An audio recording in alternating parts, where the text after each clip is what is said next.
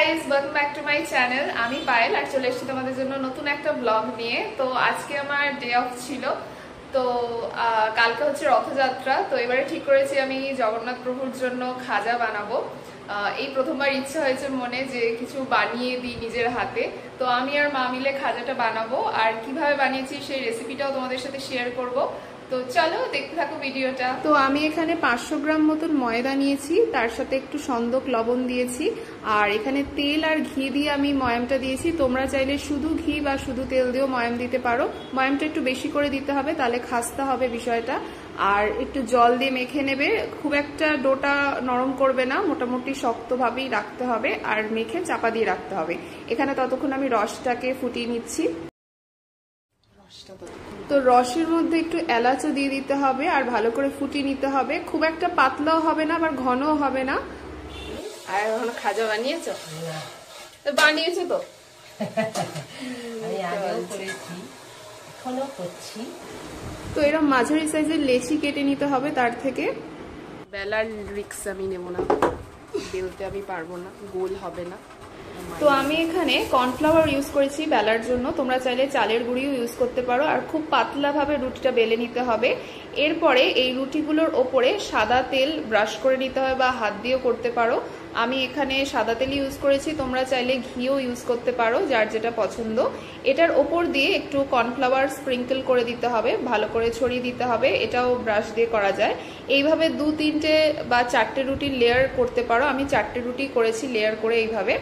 দেন এইটাকে এরকমভাবে রোল করে নিতে হবে। ভালো করে রোলটা করতে হবে, যাতে একটু টাইটভাবে রোলটা যাতে হয়, যাতে খুলে না যায়। খুলে গেলে কিন্তু ভাজার সময়ও খুলে যাবে, সেই জন্য একটু ভালোভাবে দেখে নিতে হবে। এরপরে একটু সাইডটা কেটে জাস্ট বাদ দিয়ে দিতে হবে, কারণ সাইডের ওইটাতে ভালো হয় না। তো এরপরে এরকম পিস পিস করে এটাকে কাটিং করে নিতে হবে। তোমরা একটু বড় চাইলে বড় করেও কাটতে পারো, আমি এরকম সাইজটাই কাটিং করেছি। আর দেখবে কাটিং করার পর এরকম লেয়ারগুলো বোঝা যাচ্ছে। এইভাবে একটা মানে রোল থেকে অনেকগুলোই পিস বের হয়। এরপরে এই যে পিসগুলো কাটিং হয়েছে ওগুলোকে হালকা হাতে একটু বেলে নিতে হবে, খুব বেশি চাপ দেবে না, খুবই হালকা হাতে বেলতে হবে। তো এরকম দেখতে হবে। বেলা হয়ে গেছে, এবার এগুলো ভেজে দেখতে হবে যে ঠিকঠাক হয়েছে কিনা, তাহলে বাকিগুলো করব। তো তেলটা খুব একটা গরম করা যাবে না, হালকা গরম তেলেই এটা ভাজতে হবে, না হলে ওপরটা পুড়ে যাবে, ভেতরটা কাঁচা থেকে যাবে। তো হালকা আঁচেই এটা ভেজে নিতে হবে ধীরে ধীরে। তো একটু টাইম লাগে, আর একটু যখন বাদামি বা লালচে একটু হয়ে যাবে তখন এটাকে তুলে নিতে হবে। খুব বেশি লাল করার দরকার নেই, এরকমই হালকা লালটাই ভাল লাগে। তারপরে রসে ভালো করে মাখিয়ে নিয়ে তুলে নিতে হবে, রসে কিন্তু ফেলে রাখা যাবে না, তাহলেই খাজা রেডি হয়ে যাবে।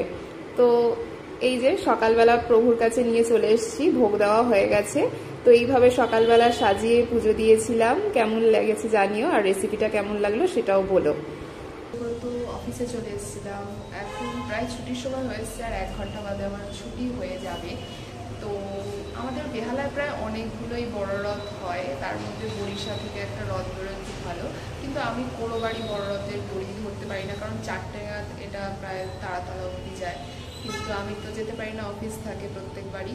তো এবারে চেষ্টা করছি যে যদি রথটা ফেরার সময় একবার দেখতে পাই তাহলে তোমাদেরকেও দেখাবো। তো দেখি কি হয়। জয় জগন্নাথ।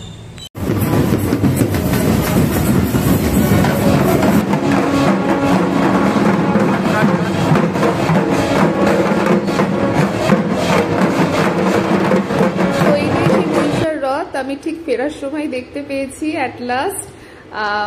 ফার্স্ট টাইম দেখছি আমি, শুনেইছি এটা, কোনোদিন দেখার সুযোগ হয়নি। আর প্রচন্ড ভিড় হয়েছিল, কিন্তু ফাইনালি আমি রথের দড়িটাও ধরতে পেরেছি।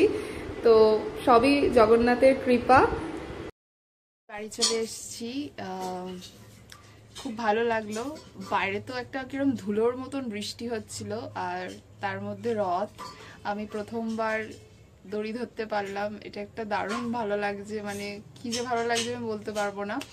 তো এইটুকুই ছিল ব্লগটা। যদি কিছু ভালো লেগে থাকে ভিডিও থেকে, please subscribe my channel Payel story. আর চলে আসবো নতুন কোনো ভিডিও নিয়ে, ততদিনের জন্য বাই, থ্যাংকস ফর ওয়াচিং।